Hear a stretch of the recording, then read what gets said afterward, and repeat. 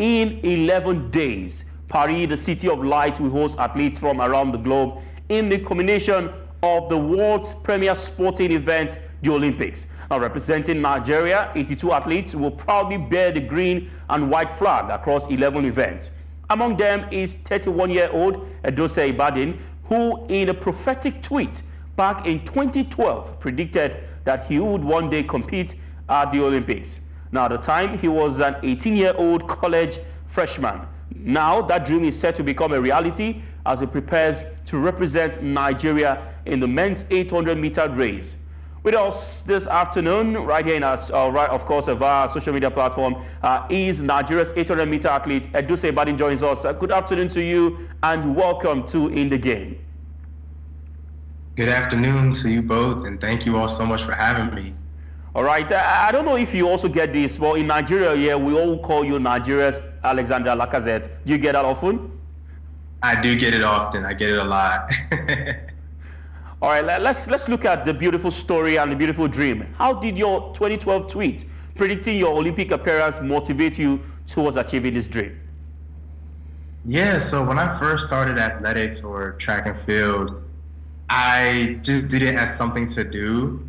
I wasn't really like, oh, I'm going to go to the Olympics, I'm going to go to the Olympics. But I think that tweet in 2012, I kind of just tweeted it randomly. Just, when you're young, you just tweet things just to tweet them sometimes. And I think when I was going into college, people told me that I was going to go to the Olympics. But at the time, I knew that the Olympics were a long shot. Like my PR at the time was 152. And I just said that maybe just to say it at the time. But I knew with hard work and dedication that I could go very far in the sport. I just didn't really know how far I could actually go. So it's really cool to see that I did tweet something like that 12 years ago, and then 12 years later, it coming into fruition and reality.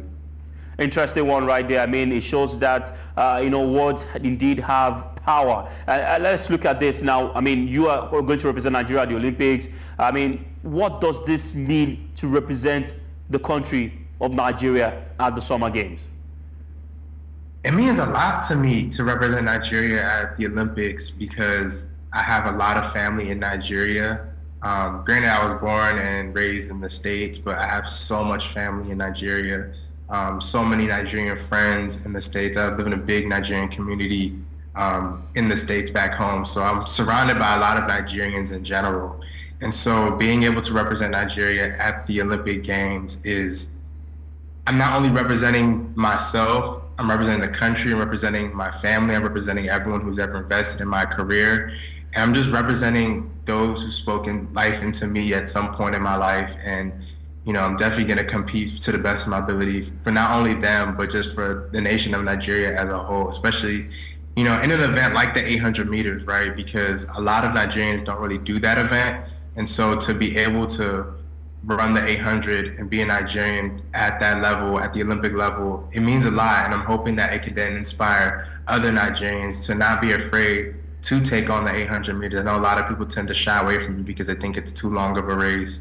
And I know that sprinting is not popular in Nigeria. So definitely hoping that this encourages other young Nigerians who do run the 800 currently that, it is possible. Yes, I might be Nigerian, but that doesn't mean that I can't be world class in the 800. All right, you just talked about the fact that most Nigerian athletes shy away from 800 meters. We also know that it's a difficult terrain for Nigerian athletes, both home and abroad. What really inspired you to take up the 800-meter event? Yeah, so honestly, this is something I say all the time.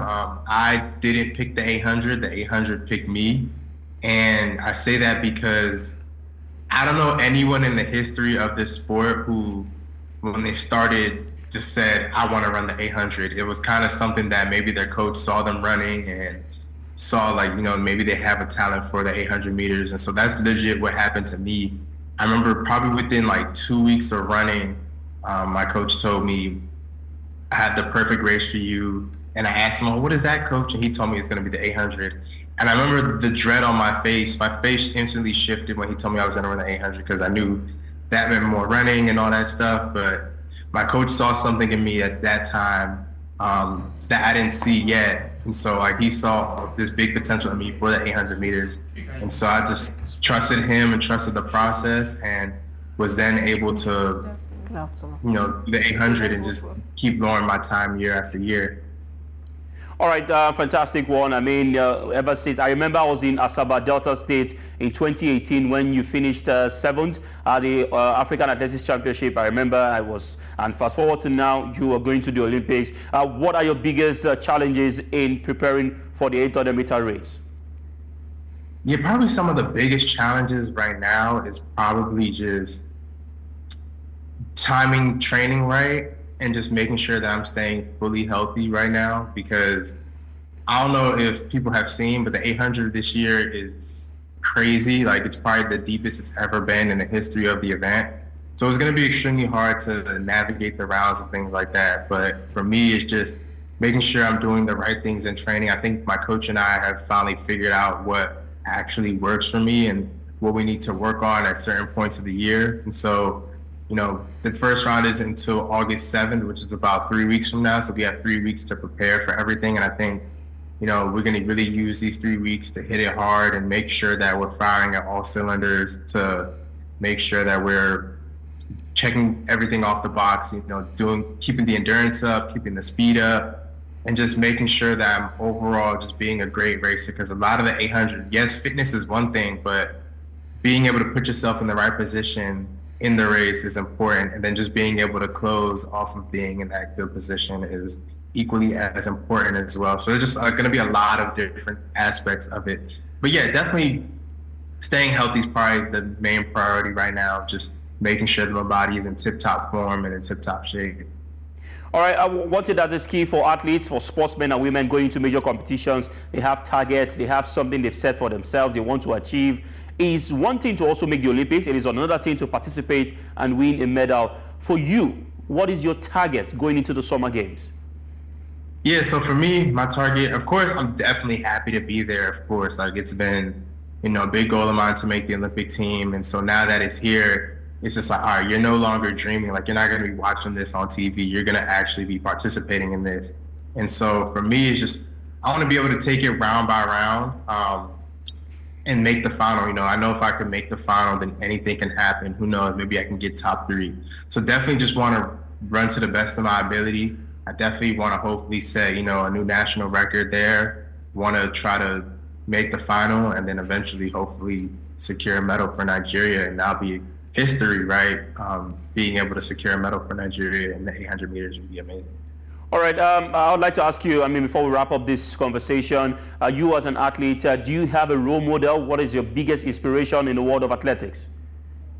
Yeah, so some of my biggest role models in athletics will definitely have to be David Rudisha.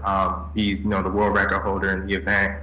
I've studied his race, so many of his races, just seeing, how his stride was, how he would move, how his arms looked, how his legs looked the last 100.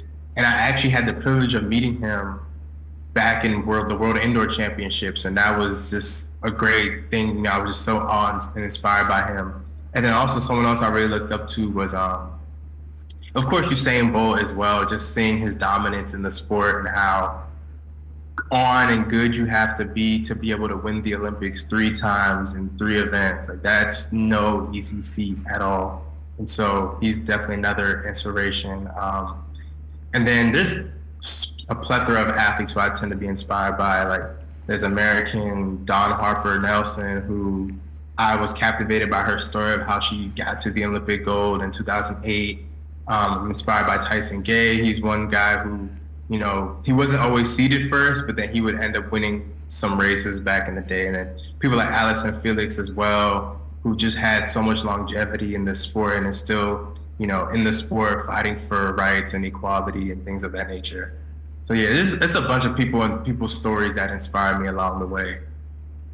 All right, well said. It's been an interesting conversation so far, but there's this question I want to ask you if I let you go. Over time, we've known that when it comes to 800 meters, we have athletes from Kenya, athletes from Ethiopia, and of course, other parts of the world. It's not really a Nigerian thing, but what do you think is missing in the Nigerian system that we are yet to have more of Edose Ibadin in the 800 meters and the 1,500 meters? I am glad you asked this because this is actually one of my goals is to help bring more awareness to the 800 in Nigeria and then just encourage other athletes to take on the event. I think I think it's a couple things. I think it starts with the mentality though. I think like I saw some comments on like Facebook some weeks ago where it was like the 800's only for East Africans. Like you said, Kenyans, Ethiopians, it's not for Nigerians. And I think when you go into track and field with that mentality of the 800 is not for us Nigerians, it's almost as discouraging for those 800-meter runners who are in Nigeria because then it's like, I do this event, but there's no hope for me to get to, that next level. And so I think some of the things that are missing is probably information just about the event in general, because there's so many coaches who have sprint backgrounds and sprint expertise. They might not essentially know how to maybe properly coach the 800. And so there's some 800-meter athletes who might get swept under the rug because they're training with only sprinters, whereas they might need to run a little bit more, go on some long runs and do more endurance training and things like that. So definitely education is one factor. I think, and people might fight me on this one, but I do think there are some 400-meter runners who might need to move up. They might be good 400-meter runners, but they could be great 800-meter runners. And I have so many examples of people moving up from the 400 or 400 hurdles even to the 800, and they've had great success in the 800. One of the more recent examples is actually, I believe, the current world leader right now, Jamel Sajadi. He's from Algeria. He's from 141. He had a 400-meter background at first, and then he moved up. And then you have guys like Patrick Dobek of Poland, who was a bronze medalist in Tokyo, who he spent the majority of his career running the 400 hurdles, and then he moved up to the 800 and then was able to secure a bronze medal in his first full year running the 800. So I think for Nigerians, I think some of the 400-meter runners, who run maybe about 46, 47, who they're fast, they have speed, but they might need to, they could potentially move up and be great 800-meter runners as well. And so, I just think it's just the knowledge of the event and just knowing that you could, yes, you're an 800-meter runner, but you still have speed. I think when track and field comes to mind, people just think of sprinting and like they want to be as fast as possible. But as an 800-meter runner, you still have speed. It's a sprint event. It's just not your typical, sprint event with block starts and stuff like that. The 800 is a fast-paced race. So, definitely really just education is a big factor, I think. All right, well said. And of course, we will be looking forward to, supporting and cheering you up while the Olympics, of course, will be going down in France. And we hope that you can make the finals of the men's 800 meters event. Thank you very much, Edose Ibadin, for your quality time. It's been an amazing time having you on the show this afternoon. Thank you very much. Yes, thank you for having me. It's been a pleasure.